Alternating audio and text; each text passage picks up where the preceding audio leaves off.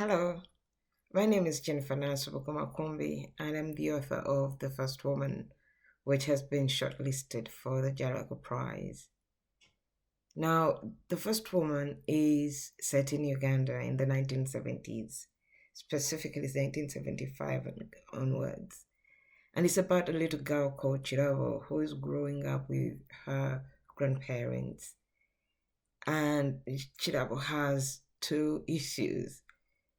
She flies out of her body every time she's in great distress, and she doesn't know who her mother is.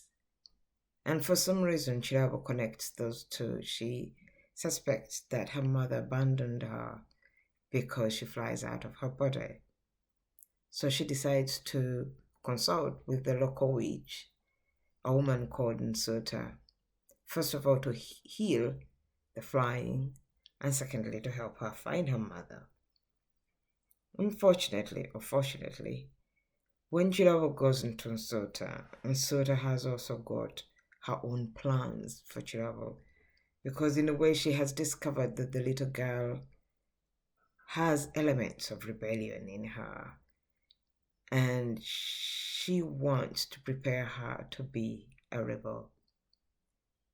Now, in the beginning, I just wanted to write a book about African traditional childhood, to kind of confront the images you have here in the West, in the media, of African kids drinking dirty water or dying of malnutrition or neglect, which depict African childhood as very dark.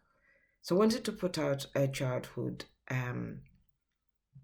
similar to those that I'd seen around me, but mostly focusing on very traditional rather than middle class kind of childhoods. But as I went along, the book took on a life of its own. And I had these really strong women characters who had very strong opinions about their situation. And so I quickly started to work on feminism. And one of the things that I discovered was that Western feminism, which arrived in Uganda around 1975, was not quite fitting. It was not, it did not address the specific way that women were oppressed in Uganda. So, and I believe that women are not oppressed similarly around the world. Our situations are culturally specific. And I started to wonder, because if women were oppressed, they must have had feminist sentiments everywhere around the world.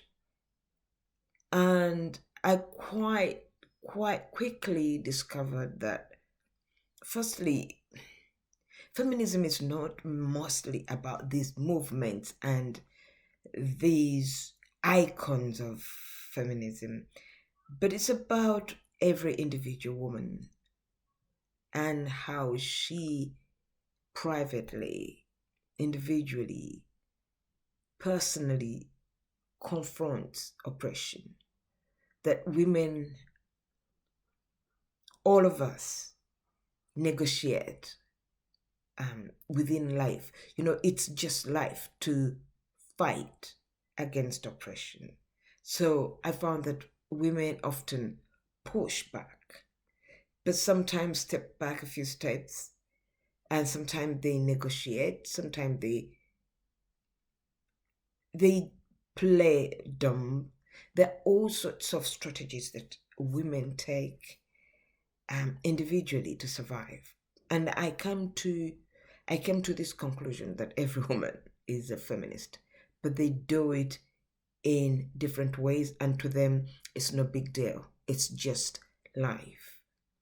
And this led me into looking at what are the specific traditional Uganda feminist thought which of course are recorded in oral traditions. That's where all our knowledge and our creativity and texts are recorded. And I quickly found out that myth and legends and folk tales are all texts that are rich with traditional knowledge.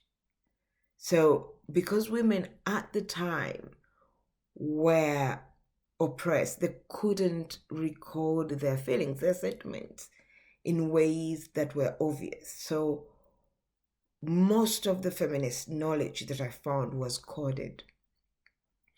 And one of the pleasures of writing this novel was decoding those messages, because I grew up with these oral folk tales and they were really harmless as a child. But as I looked at them as an older woman, just could not believe what women were hiding right under the society's nose, and they just did not realize.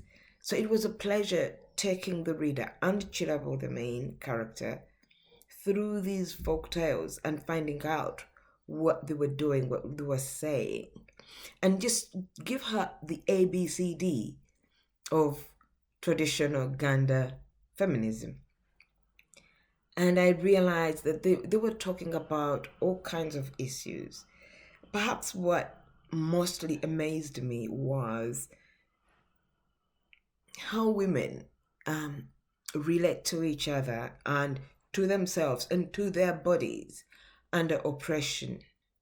And I found out that women turn on each other and they turn on themselves, because under oppression, there's this pressure that is being pressed on you, but you can't fight back against the oppressor because the oppressor is always far away from you.